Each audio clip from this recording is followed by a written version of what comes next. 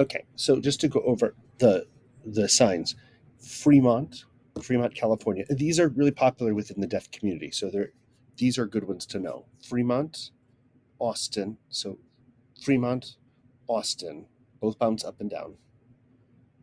Frederick, Maryland, waves side to side.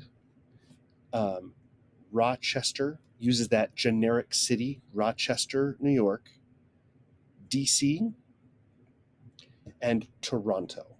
Toronto is like Cleveland, but without a C. It's just got that sort of bent vibe. Toronto. Okay.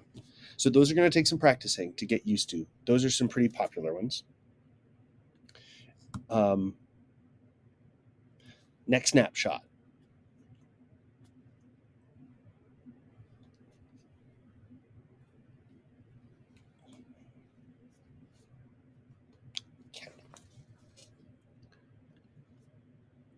Okay, so I want to clarify. Canada's to the near side.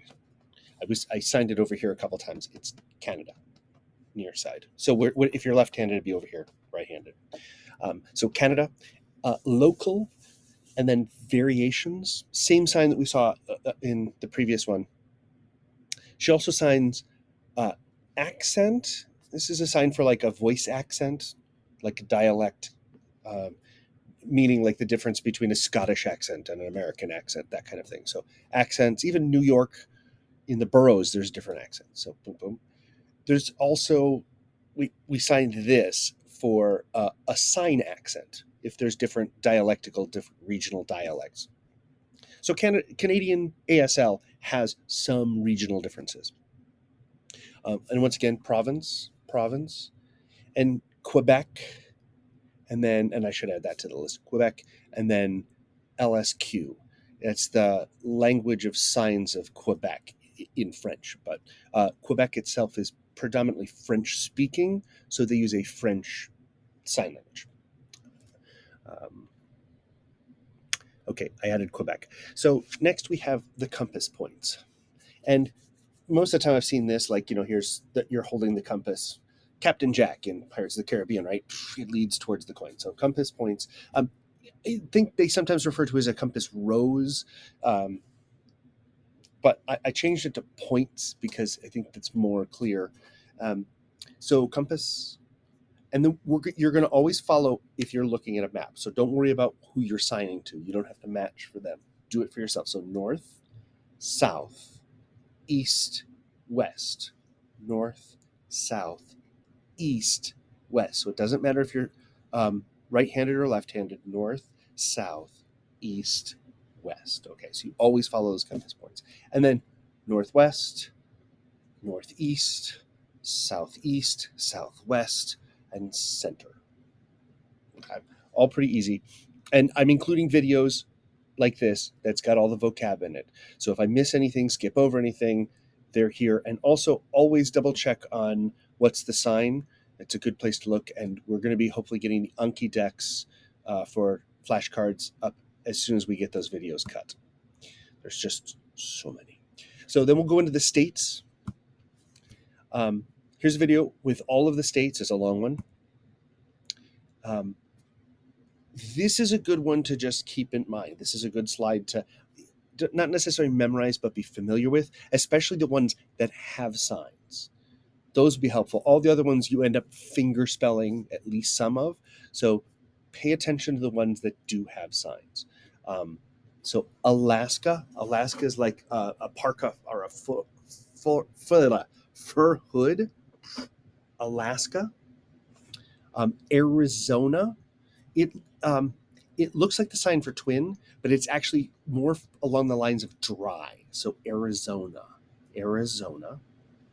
California, you'll see it either with the middle finger or the I love you with the index finger. There's a couple for Colorado. Colorado is one for the mountains, or Colorado, color do. And there's some variations on that. If you watch videos for it, some Coloradans don't like that sign because color do looks kind of stupid. But some do like it, like brushes. It takes color to the side. Colorado. It may be Colorado as well. Take a look at what's the sign for that one, because there's a couple variations. Again, if you're not going to Colorado, you might not need it. I am going to add another slide in here as more of a study guide, somewhere in 4.4, to kind of help with narrowing down what you need to focus on for the last few tests and quizzes, because this next section is just, there's so many signs. So I'm going to try to narrow it down so you don't have to do everything, but I'll give you some advice as we're going through. Hawaii, a lot of times it's just H beautiful, Hawaii. I don't remember Montana.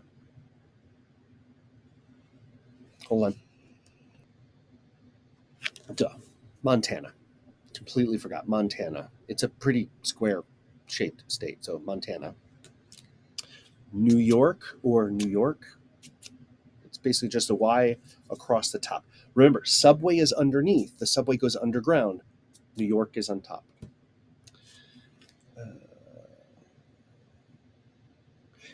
Oregon and Ohio. Oregon, Ohio. So Ohio's in that finger spelling thing, but Oregon. Some people in Ohio sign this for Ohio. It's being frowned on now, so Oregon. Texas, X, and it uses that generic shape, right? Washington, and Washington, D.C. adds the D.C., so Washington State.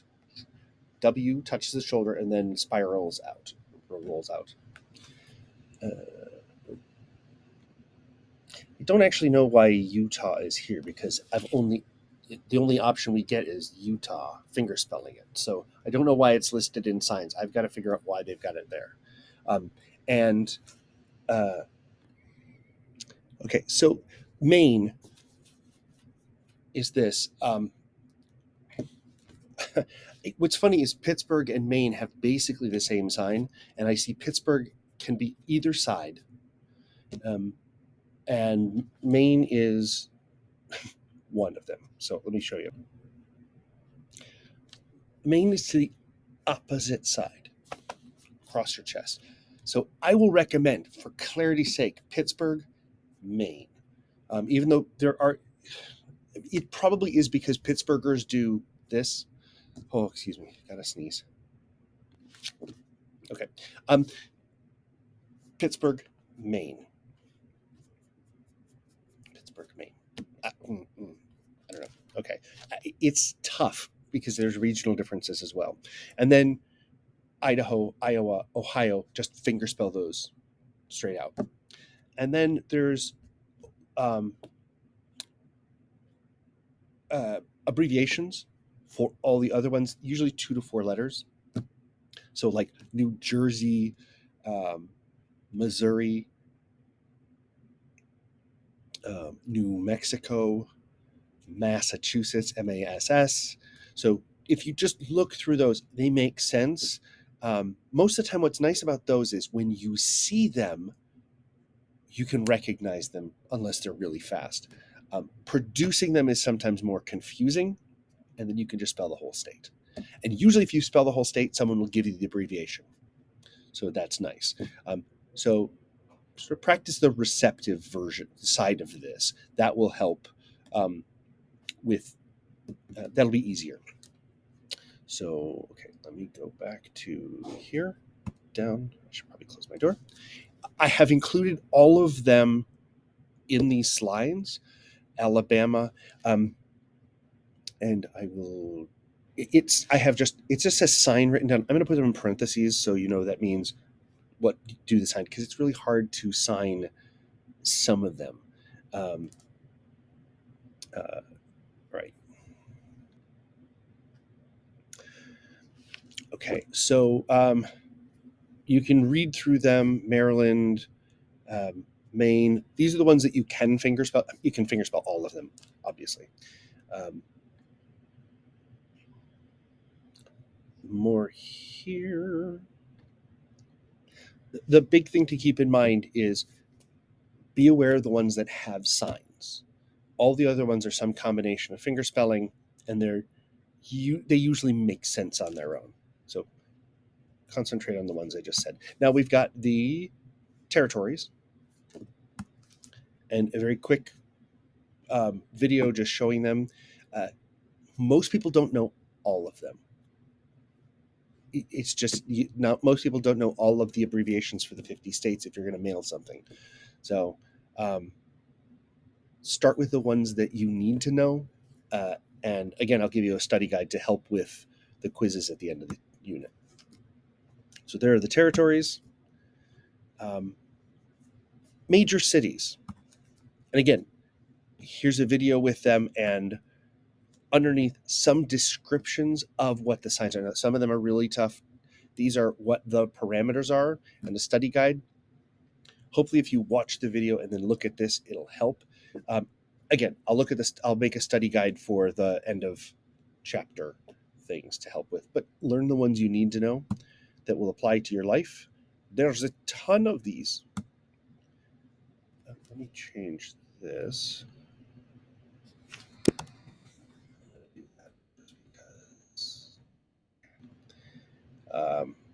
So once again, cities, provinces, and major cities. And here's the Canadian provinces, and then the territories. So they have 3 territories. Fingerspell. I don't know why they don't put like a hashtag NWT. A lot of people don't even know that these are territories, that these are separate. So then we get to major cities. And again, some of the notations for how we can remember them. The movement is the big one. It'll tell you also if the right hand, left hand does stuff. HS is hand shape. The hand shape if it's a closed 5. So if there's ones that you need to know, hopefully this will help. We'll go over some of these in class too. And then this is discussion stuff. Your state, your neighborhoods. We're not like in a city right here that has a lot of neighborhoods. If we were up in Cleveland, we'd have more, but people are from all over. So now, one of the vocab words that you're going to encounter in the conversations is visited. And we've never signed it before, so it seems strange that they introduce it in the conversation. But we touch a city when we're traveling. Travel, touch. So we use this of, this means traveling. Going from city to city. So in the conversation, they ask, like, of the cities you visited, what's your favorite? Okay. So it's touch. We'll oftentimes see touch finish or finish touch, meaning I've been there, right? Been there, done that kind of thing. Let me find my list of things that are kind of going to go into the study guide, but I figure I'll add some of them now. In the conversation to talk about a statue behind the government or the capital, a statue.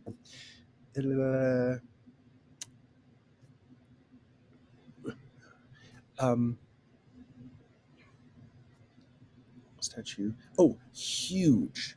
We know big, but if you exaggerate it, like big city, huge city. We know past, and if you go long past or a while ago, I used to live when I was young, kind of thing. Not like eons ago when the dinosaurs roamed the planet, but just sort of a while ago in my lifetime. And years, 1 year, 2 years, 3 years. So the Earth goes around the sun once, that's a year. So year, 1 year, 2 years, 3 years, 4 years. Okay. So those, and it's just number and year, 10 years. Okay. And that's really all I need to talk about right now. As I say, I'll make a study guide for when we get to the end of the chapter. But for right now, those are the things I want you to look at. And think about what states you've lived in or where you plan to go, and we can incorporate those into conversation. I really want to make conversation in class useful to you. So we're not going to go over all the vocab. We're going to talk about specific ones. I don't know all the states and the cities and all that, and provinces and all that. Like, I don't know anybody who does. But it's good to start building those up because they will start popping up in your life. All right, that is, I believe, all of 4.4. If you could have a personal Star Trek teleportation transporter, which would beam you from anywhere in the world, where would you? It would beam you from anywhere in the world. Where would you choose to live, work, and why?